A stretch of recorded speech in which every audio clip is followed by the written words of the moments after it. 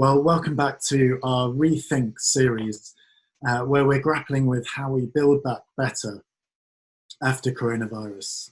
So as the church, as individual people, as parents, as children, and as neighbours, how do we reboot to look after the world that God has entrusted to us and have a future? And today I'm joined by Ruth Valerio, who is Global Advocacy and Influencing Director at Tearfund, and she is an environmentalist, theologian and social activist. We're really lucky to have her with us today. And Ruth has written a number of excellent books, including L is for Lifestyle, Just Living, and most recently the Archbishop's best-selling commissioned Lent book, Saying Yes to Life. So Ruth, thanks for being with us today. It's great to have you. You're welcome. It's lovely to be able to spend this time with you. Great. Well, Ruth, how has this crisis been for you and your family, first off? I'm a challenge in the same way that I'm sure that it has been for many, probably all of us watching this. It's been a challenge, but recognising that we're all in different situations and facing different things. So how has it been? Well, it's just been adjusting to being at home all the time and to the lockdown situation. And you mentioned the Lent book. Lockdown happened precisely midway through Lent, and we were just gearing up. Had a whole load of things that were happening because of the Lent book, and all of that suddenly got cut short. But so it has taken quite an adjustment for me, but actually I've also been loving being able to be at home and spend more time with the garden and with the family. The commute into the Tearfund office can be quite long, so I've loved not having all of that. So, there's pros and cons, aren't there? But I have survived and I'm well. And what's God been saying to you during this time? Have you noticed particular things that he's been saying to you? So it's probably a cliche, but the word trust has been one that has been really resonating strongly, both for me personally and also for us as an organisation at Tearfund, as we've looked at how to respond to the pandemic and the impact that it's had on us as an organisation and on the work that we do. So trust has been a really key theme for me. And then one of the other things that I've loved doing has been sowing seeds this springtime and being around to do that and to repot them up. And some of them I'm now picking the fruit from. And I found that actually quite a meditative, reflective thing for me, as all of the external speaking engagement things got stopped for me. I just used it as a prayer. God, even though my situation may have changed totally, I still want to be sowing seeds that bear fruit for you. And so I used physically, as I was doing that, I prayed at the same time, and that concept of sowing seeds and seeing things grow and bear fruit has been something that I've been living with quite a lot as well. That's great. I hope yours are doing better than my courgettes have been taken down by the slugs. Oh no. I've been picking them. I won't go into that. I could talk about that for the whole interview, but I suspect there are other things we want to talk about too. So what got you passionate and interested in the environment, being environmentalists and advocating for the environment? Yeah, it was actually right back at university. I won't tell you how many years ago. Someone lent me a little book that looked at what does the Bible say about caring for the planet. I'm going to interrupt. Richard, am I allowed to make a cheeky comment about you using a single-use plastic water bottle? You are, yes. And don't edit that out. So I read this little book that for the first time opened my eyes to what the Bible says about caring for God's world. And I've never seen it in the Bible. I've just never made that link before. And it was really as if the scales kind of fell from my eyes, and I had this second conversion.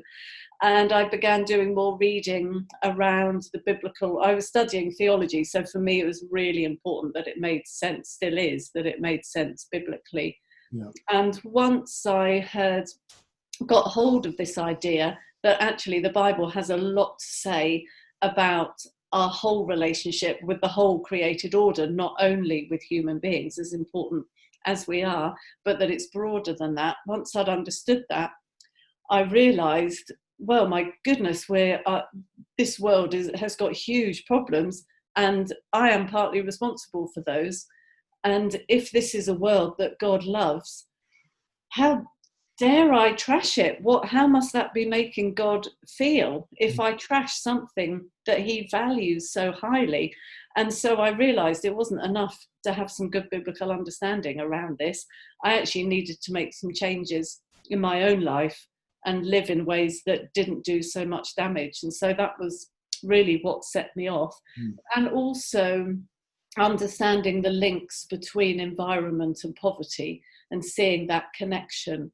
So seeing that you can't care for people without thinking about the land they live off and the air they breathe and the seas that they fish in and the water that they rely on.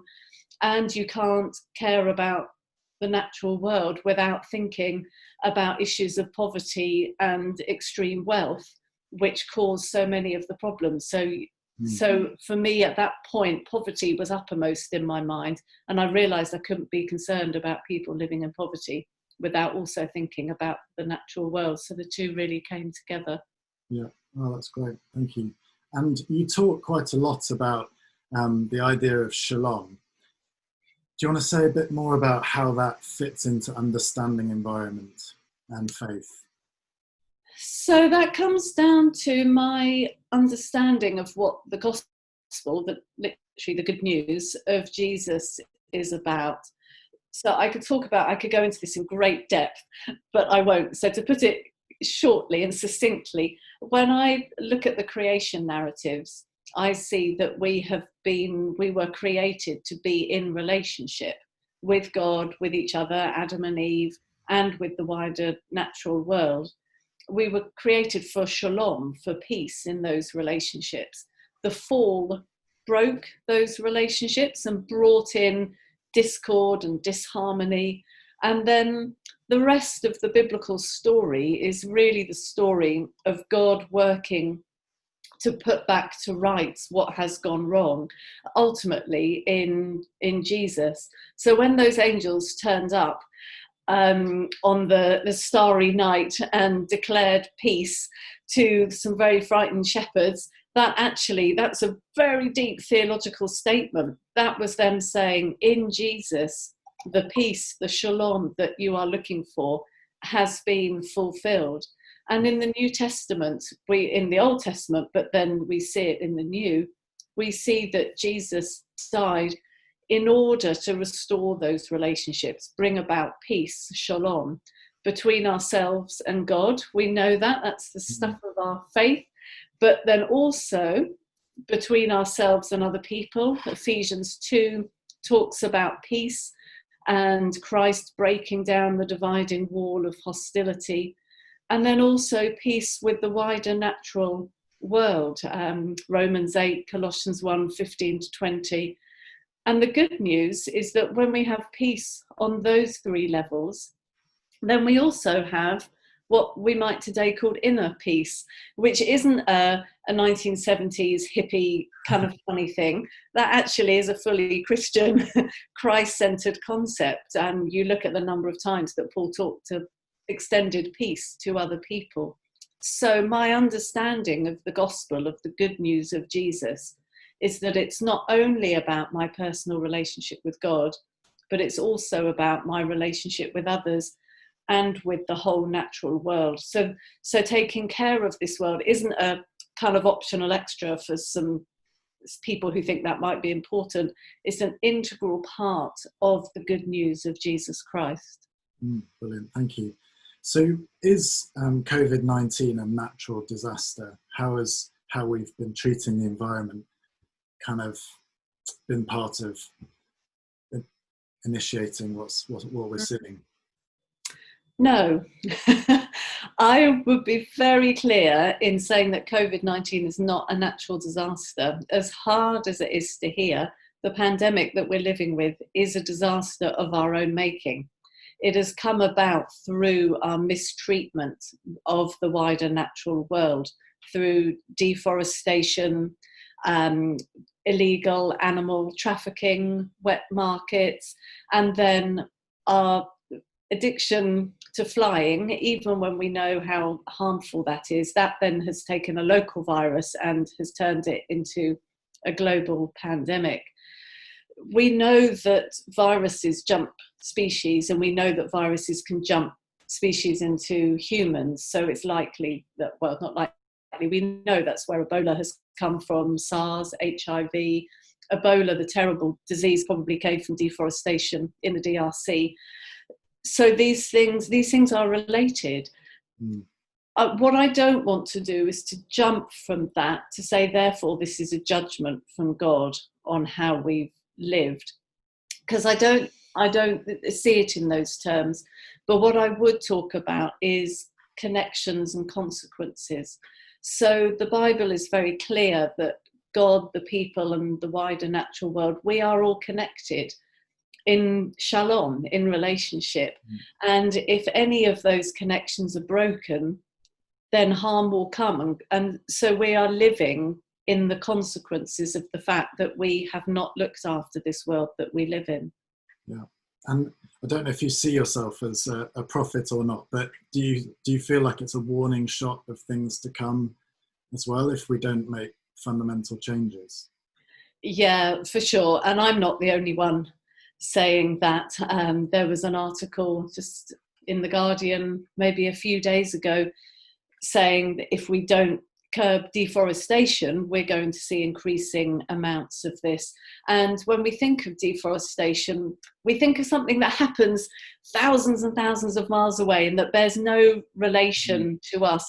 But actually it does, because deforestation occurs because of the wood products that we buy. It occurs because of some of the meat that we eat, and so on. So these things really are linked. And yes, I myself and many others are very clear that we will see increasing incidents of this, sadly, unless we can change the way that we live and that we run our economy.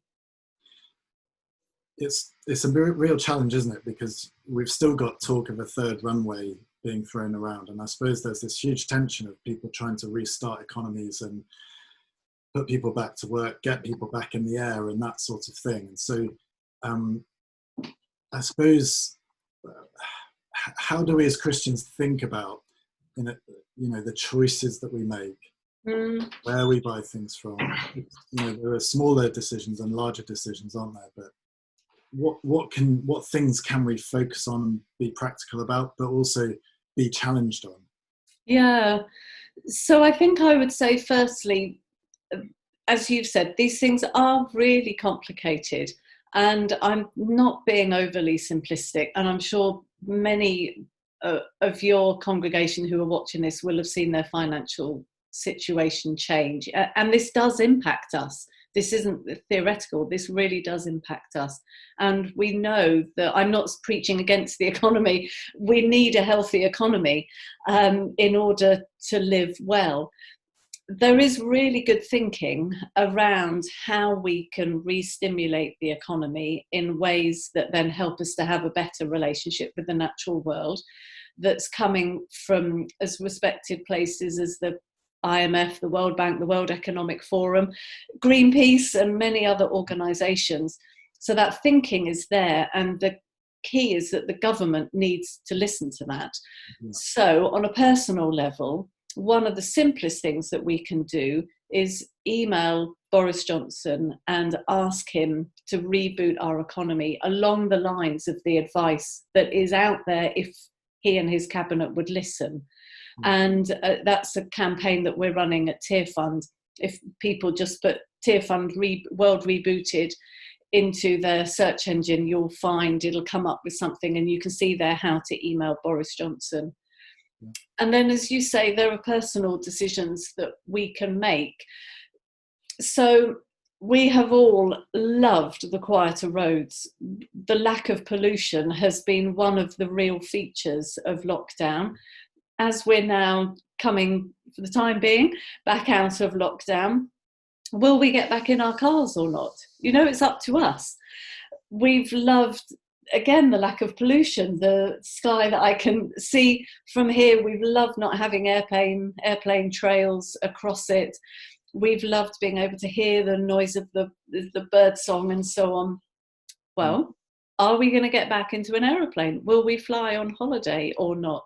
These are decisions that we can make, and we can look at our eating habits, at where we buy things from, and we can make choices that work in favour of this world that we live in. But again, I don't want to be too simplistic, because we know that a lot of those choices are framed by and restricted by those bigger decisions. So a lot of our driving might be going to work, and then that's up to our employer. Will they allow us to reduce our driving? And flying similarly, and so on. And that's where I come back again to the government. The government needs to put in place policies and incentives that encourage us and help us to do the right thing. Yeah, that's great. And how do you see the church's role in all of this as well? Because you're working for a Christian organisation, and you have done for a number of years in Russia as well. And how do you see the church? I think the church is vital. We are, not just in the UK, but around the world, we are a huge global movement. I can't remember now, is it a fifth? 2/5 of the world population would say they're Christian. I think that's right. I might have got that wrong. But, a significant number would hold to the Christian faith. So if we can work and act on these things together, not just in the UK, but around the world, we could make a massive difference. And it's been, well, I'm really encouraged that you're doing this series. It's been one of my real frustrations as we went into lockdown and the pandemic hit. To me, it was so obvious that we were seeing this pandemic because we hadn't looked after the natural world. And that if there was one message coming out, it was, get sorted your relationship with the wider creation. And yet when I listened to church leaders, they were talking about how the digital opportunities, they were talking about the digital opportunities to reach more people for Christ and so on, all of which I think is great, and I'm really on for that. But it just felt like there was this massive thing that was being missed. So along with all the important pastoral work that I know is needed to happen, and the digital concerns and so on, and the financial concerns, which I know are massive and are important, as churches, we can also use this opportunity to be helping ourselves in our congregations, and then also helping our communities and the government to reflect on our broken relationship with creation and look at how we can make changes. Yeah, that's great. It does feel like an opportunity this time, doesn't it? It feels, the roads being empty just felt like, wow, this is an opportunity. But we could choose to do something different. If we wanted to. And it gave us a little insight, one, as to what the world could look like if we did things differently. So many of us just enjoyed seeing nature thriving again in a way we hadn't seen before. So it gave us that glimpse as to what the world could look like. And it also showed us that when there is an emergency, when there is a crisis, we can change and we can act together. Who would have imagined at the beginning of the year there would be no schools for so many months? Everything would shut down. There'd be no shops. That was inconceivable. When there's a crisis, if we can act together. Yeah. No, that's great. I also wonder whether there's a dimension of, if you don't have inner peace with Christ, you're often seeking peace through other means. So actually, I need a holiday in Spain or wherever because Yeah. I need to restore the balance. And it's good to have a break, but I think we have created associations with what brings us real peace, when perhaps we've missed the mark on what really gives us peace. Yeah. Yeah. And one of the features of lockdown was that things went quiet, and all of the distractions that we were so used to filling our lives with, apart from Netflix, all of the distractions stopped. We couldn't go out to the shops and do the kind of things that we used to do, going out and eat. And so it was really lovely where I live, the area that I live on here. I noticeably saw an increase at the weekends of families out with the parents out with their kids on bikes, and much more things happening together, which I think wouldn't have happened in the usual run of things. And so those distractions stopped and allowed us to recover some of those things that are really important. And we have a choice. Will we keep doing that, or will we not? Will we just lose it all and go back? Yeah. Well, Ruth, thank you so much for your time. We really appreciate it in your busy schedule. Oh, thank you. Thank you for being with us, and Godspeed to you for all you're doing. It's exciting the way Tear Fund is really leading the charge on many things. So thank you, and thank you for all that you're doing as well with your church. Bless you.